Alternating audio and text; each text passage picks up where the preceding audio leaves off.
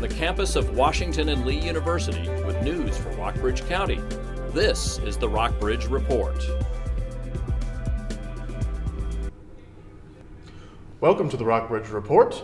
I'm Jeb Purcell. And I'm Laura Lindsay Tatum. Ukraine lurched toward dissolution Thursday when lawmakers in Crimea unanimously declared they wanted to join the Russian Federation and would put the decision to voters in 10 days. The West responded with less force. The EU announced limited punitive measures against Putin's government, including the suspension of trade and visa talks, and the US said it was imposing travel restrictions on opponents of Ukraine's new government. Both were discussing further sanctions. Prosecutors have dropped misdemeanor charges against the driver in a December car crash that resulted in the death of Washington and Lee University senior Kelsey Durkin.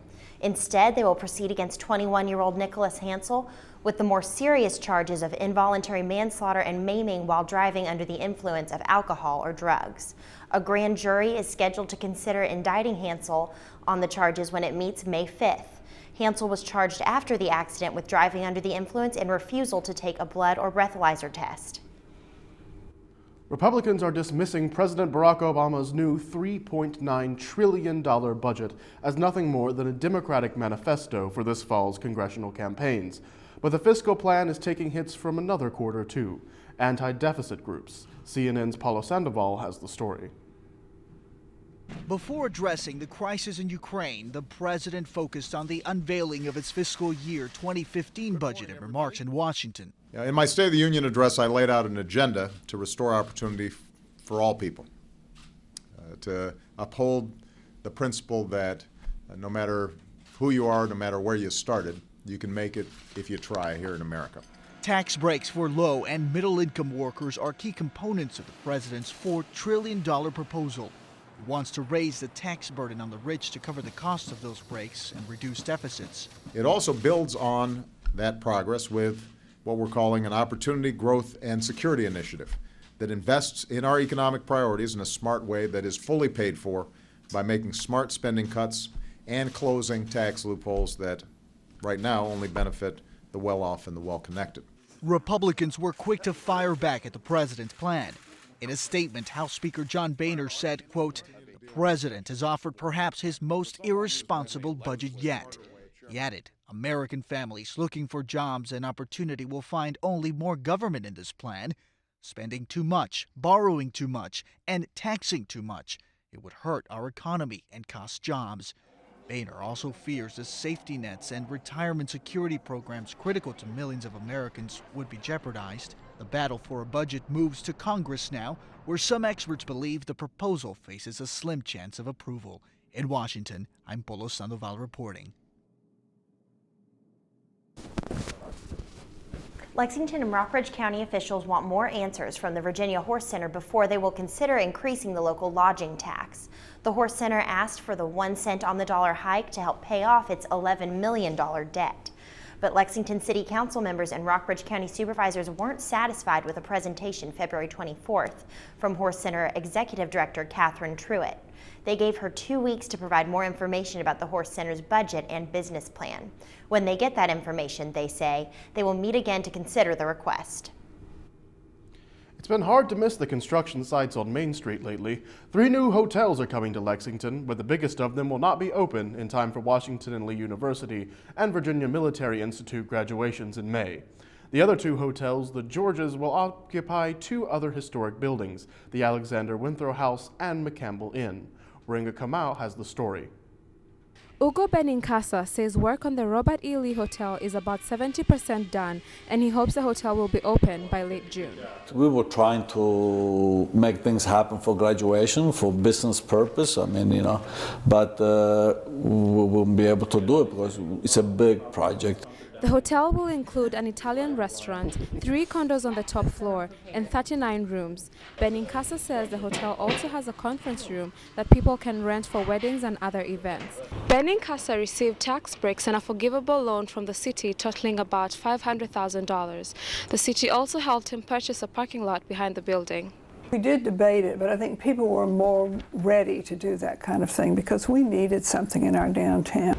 City City Council was criticized when it approved the project because it forced low-income residents to move. The city spent about $100,000 to relocate them.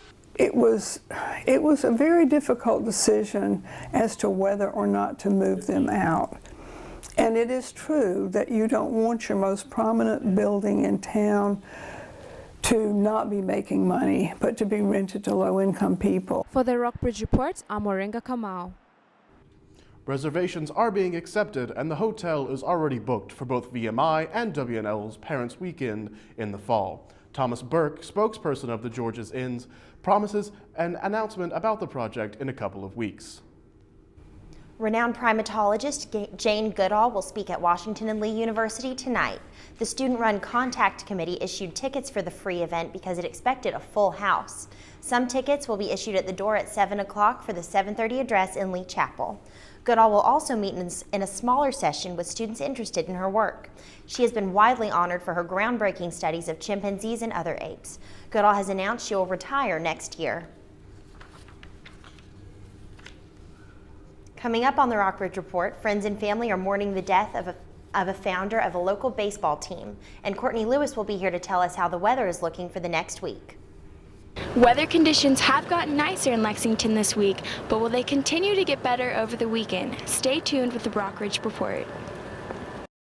And later, hear the perspective of a New York Times Magazine contributing writer on the murder trial of Olympic runner Oscar Pistorius. NFC, AFC, offensive linemen, defensive tackles, quarterbacks, and cornerbacks are all living united to ensure the academic success of millions of kids in our communities all the way to graduation day. But that won't happen without you. So take the pledge at unitedway.org. Make a difference in the life of a child. Suit up like your favorite NFL players and become a volunteer reader, tutor, or mentor with United Way. Did you know kids who play outdoors have healthier lungs? Totally. Did you know that boys that play with dolls make better husbands? My son has lots of dolls. But did you know terry cloth diapers breathe better? I did. It's totally true. Oh, yeah. Did you guys know statistically friendly kids have more friends? Yeah. That's obvious. Did you know most people think they're using the right car seat for their kid, but they're not? Parents who really know it all know for sure that their child is in the right seat. Visit safercar.gov/the-right-seat to make sure your child is protected.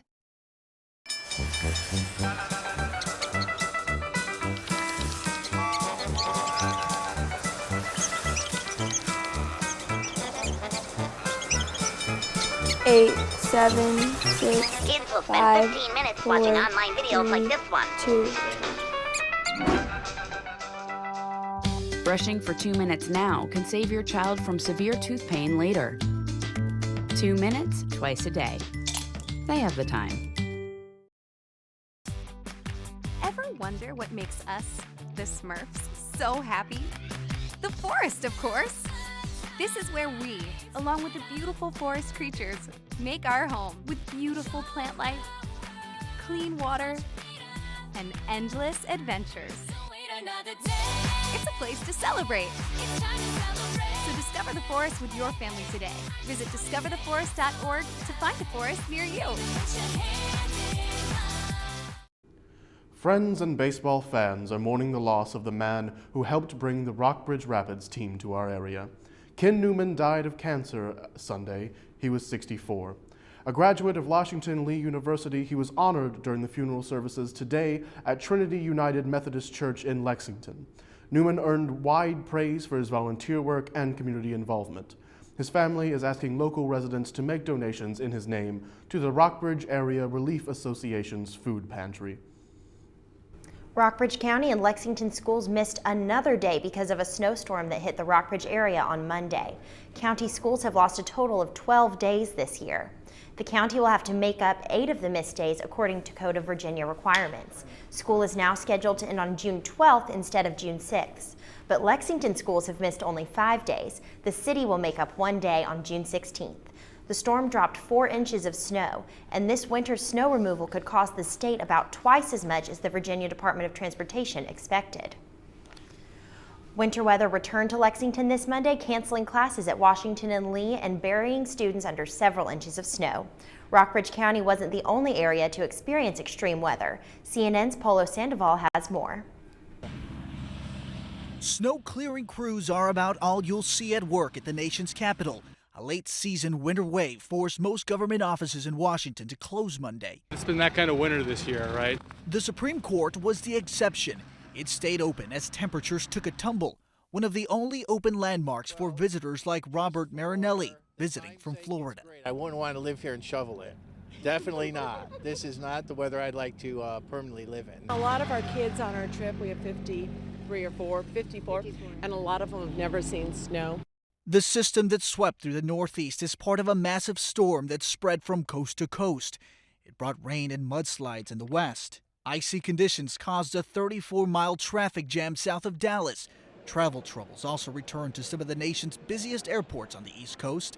FlightAware.com reports over 2,000 flights were canceled in and out of the country. This winter's been too much. We're ready for spring. As much as locals may be tired of the snow, they're making the best of it. Some dress for the cold, others not so much. In Washington, I'm Polo Sandoval.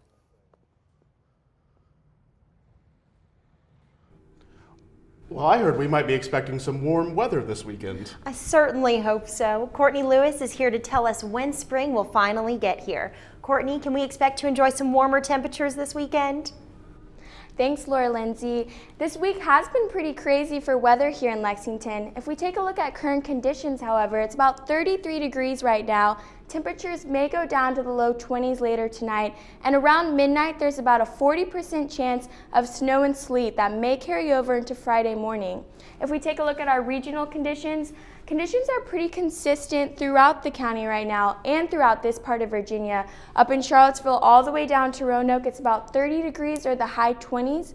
And finally, if we take a look at our 5-day forecast, tomorrow, unfortunately, conditions may continue to worsen. Around noon, there's about a 40% chance that there will be freezing rain after the snow and sleet in the morning. However, there is good news for the weekend. It is supposed to be sunny throughout the weekend and next week, with a high of 59 on Saturday, and on Monday and Tuesday, a high in the 60s. So hopefully we'll finally get to enjoy some of that March weather and going into spring. Thanks so much. I'm Courtney Lewis. Back to you. Thanks, Courtney. It sounds like spring weather might finally be on the way. Maybe it'll stick around this time. Hopefully. Lexington schools can't even break even on their cafeterias, and that has City Council member Frank Friedman worried. Friedman is suggesting changes to the way the system is run to reduce a loss estimated at up to $25,000 a year. But Superintendent Dan Lyons says the state limits how much schools can charge for lunch. So getting the two cafeterias to pay for themselves won't be easy. City council members and school officials are looking for ways to save money as they face several big construction projects, including a new Waddell Elementary School. Coming up, local Radio Shack customers are waiting to hear about the fate of Lexington's store in the wake of 1,100 store closures. And later, Lexington builders are looking to design cleaner, greener homes.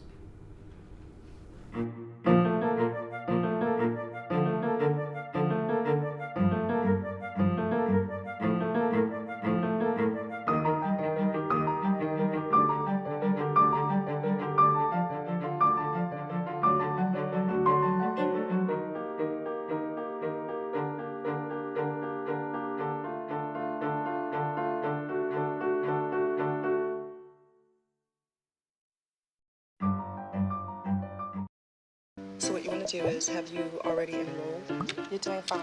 What did that just do? Select the drop-down menu again. Continue to sign. You're already enrolled. Example here, so don't panic. You're ready to make your payment. Submit. There it is. Oh my God! I really can't believe it.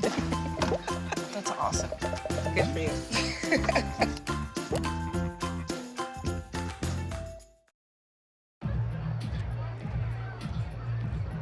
If you drive buzzed, it could cost you around $10,000. You'll face major legal fees, major fines, and steep insurance penalties. You could lose everything. Nothing kills a buzz like getting pulled over for buzz driving. Because buzz driving is drunk driving. Don't look at me. Your hair's a bit frizzy today. Oh, you should pick that up. Oh, you're such a dork. Loser. Here, let me help you with that. Oops. Every day, kids witness bullying. Oh, look. Your crush is looking at you. Poor you. They want to help, but don't know how. See, no one here's gonna help you, because no one Teach your likes you. kids how to be more than a bystander. Visit stopbullying.gov. Customers of the local Radio Shack are waiting to see if they will have to take their business to Stanton or Roanoke. The company announced Tuesday that it will close up to 1,100 of its stores nationwide, but it is yet to identify which stores they will close. And an employee at the Radio Shack on North Lee Highway near Walmart said she couldn't comment on her store's future. A slow holiday season drove the company's end-of-the-year sales down by nearly 20%. The company says 4,000 stores nationwide will remain open. Government figures might show fewer homes being built nationally, but in Rockbridge County, percentages of new homes are on the rise. Logan Hendricks has the story. Real estate agent Laura Ruff says housing prices in the Rockbridge area are slowly increasing. I think there's probably more people buying right now. There's a lot of houses on the market, but then we've had some that's been on there quite a while too. The average sales price for August of 2012 was $177,688, and it was $213,051 in August of 2013. I think they're steadily coming up, but it's small. It's not like jumping up or anything, but it's gradual incline anyway. But Ruff says houses that have been on the market for more than 100 days have trouble holding value. Sometimes they have to sit there a little bit longer, but most people can usually get what they want or close to it. One reason for the national drop in housing prices is the winter weather, but RE/MAX Town & Country broker Rick Alford says the rough winter here hasn't slowed sales down. Alford couldn't provide figures, but is confident that the trend is upward. People don't like to move in the winter. They can't get out and see things easily, snow and ice and so forth. But the demand, in my experience, is unprecedented just for this time of year and what's happening. Government figures show builders started 16% fewer homes in January than in December, but local figures show the number of building permits for new homes in the Rockbridge area increased 23% from 2012. There were 69 new home building permits issued last year, the highest it's been since 2008. There is still a lot of construction going on. I don't think it's as big as it was, probably back in 2007 when everything was great, but it's still going on. Experts worry that the recovery in home values nationwide might be over, but Alford says things are still looking up for the Rockbridge area. I would say we're still in the midst of recovery and it's looking good. For the Rockbridge Report, I'm Logan Hendricks. The Rockbridge County School Board hopes to add 7 faculty and staff next year. The district wants to hire 2 elementary art teachers, 2 elementary resource teachers, and 2 physical education teachers. The 6 would divide their time among all 4 elementary schools. School officials also hope to hire a groundskeeper to maintain the landscaping at the renovated Maury River Middle School and other schools. The request depends in part on the budget the General Assembly passes. It will also need approval by county supervisors. The hires would restore positions the schools had to cut during the recession. The Rockbridge Area Rental Assistance Program says it needs $38,000 from the 3 local governments to stay afloat. Program Director Vicki Agner says the 140 families who get assistance to pay for housing might have to travel to Waynesboro or Covington for help otherwise. The federal budget cuts, known as the sequester, left local programs to fend more for themselves. Agner says she might not have enough money to make it through the end of this budget year on June 30th.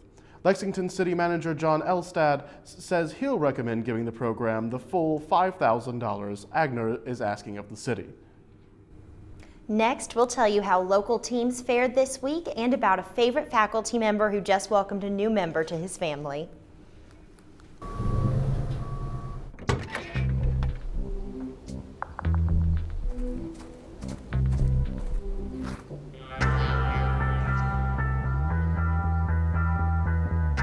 When you throw away money on wasted electricity,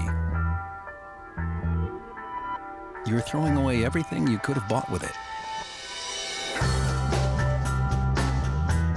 saving energy saves you money. Learn more at energysavers.gov.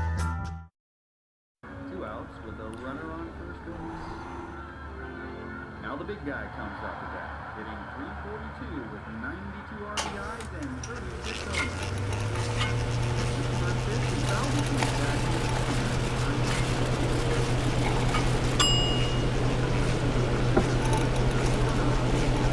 Chill raw and prepared foods promptly. 1 in 6 Americans will get sick from food poisoning this year. Keep your family safer. Check your steps at foodsafety.gov. 5, 4, 3, 2, 1. Going.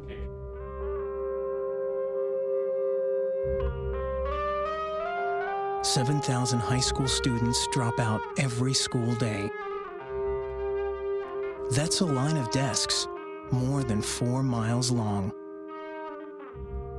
We can keep students in school. Visit boostup.org and take the first step.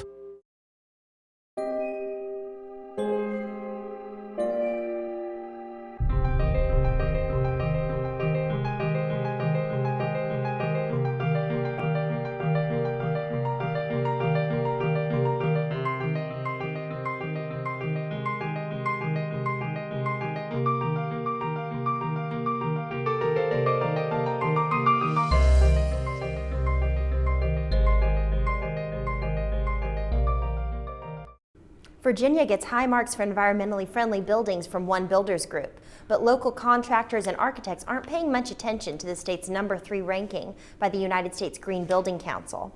They say the process for certification from the council is too expensive and time-consuming. They also say they do follow other standards for green building. Local architect Heidi Schweitzer designed the state's first home to be fully certified by the Earthcraft program. The federal government does follow the Green Building Council standards, so the high number of government buildings in Virginia could account for the state's high ranking.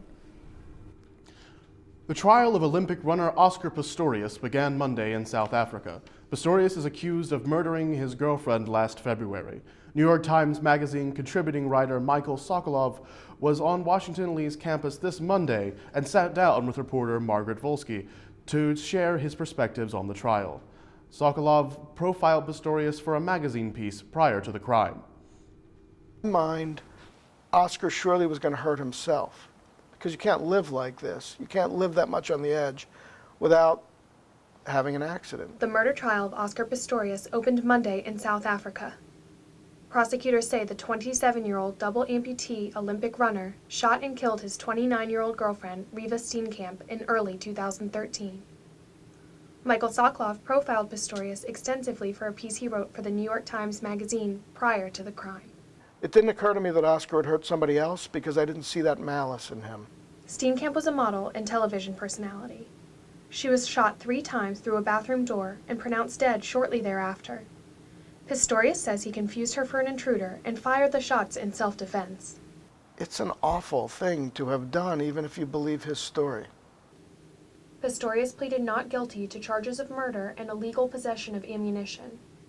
He also pleaded not guilty to 3 other counts related to shooting guns in public during unrelated incidents. If convicted, he could face a minimum of 25 years. For the Rockbridge Report, I'm Margaret Volz. Eric Kotomo is in the studio to tell us how local sports teams did this week. Do we have any exciting games coming up, Eric? Thanks, Laura Lindsay. Not a whole lot to cover with most of the county's basketball teams over and done with, but there is one team left standing. VMI will take the floor tomorrow night in Myrtle Beach against Gardner-Webb for its first postseason performance. The Cadets capped off the regular season with a win over conference foe Longwood, securing themselves the #2 seed in the North Division of the Big South Conference. VMI has defeated the Bulldogs once earlier this year in a quadruple overtime thriller in Gardner-Webb's gym. Being the #2 seed, the Cadets had a first-round bye and get the advantage of fresh legs against an opponent that played a game just 2 days ago. Remember, you can find that game on tomorrow night at 8 o'clock on ESPN3.com. Now we're getting off the hardwood and onto the diamond to see just how Rockbridge County's baseball teams are starting their seasons. VMI is riding high at 7-4 on the year. The Cadets were slated to take on the Binghamton University Bearcats tomorrow at home, but that one's been rescheduled thanks to the snow. Binghamton didn't make the trip for nothing. The two teams are going to play on Saturday as well, and the teams decided to make Saturday into a doubleheader.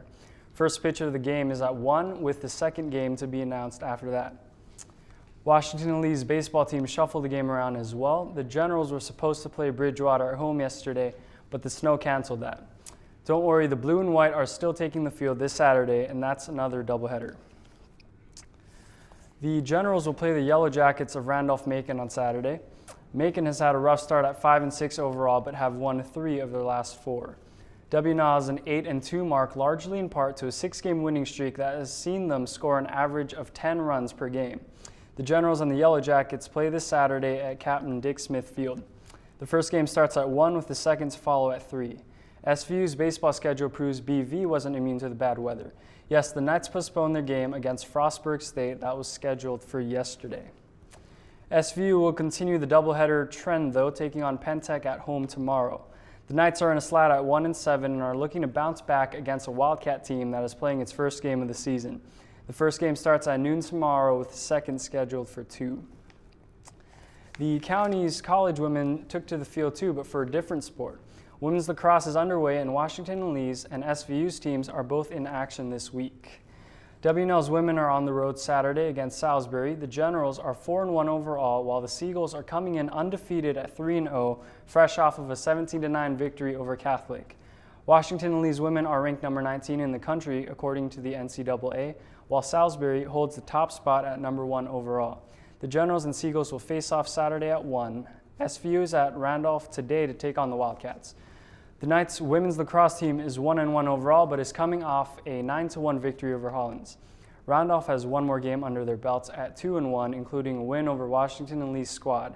That game is at Randolph and will start at 5 o'clock. That's all we have for sports. I'm Eric Utomo. Be sure to tune in next week so we can tell you about VMI's postseason hopes and everything else you need to know about the county sports. It sounds like we have a lot of action to look forward to. Thanks, Eric. Faculty and staff at the Department of Journalism and Mass Communications congratulate Michael and Miriam Todd on the birth of their son. The baby boy was born at 5:20 a.m. Tuesday, and they haven't decided on a name yet. Congratulations are definitely in order there. That's all for tonight. Thanks for watching the Rockbridge Report. I'm Laura Lindsay Tatum. And I'm Jeb Purcell. Please be sure to visit us on the web at www.rockbridgereport.washingtonandlee.net. Have a great night.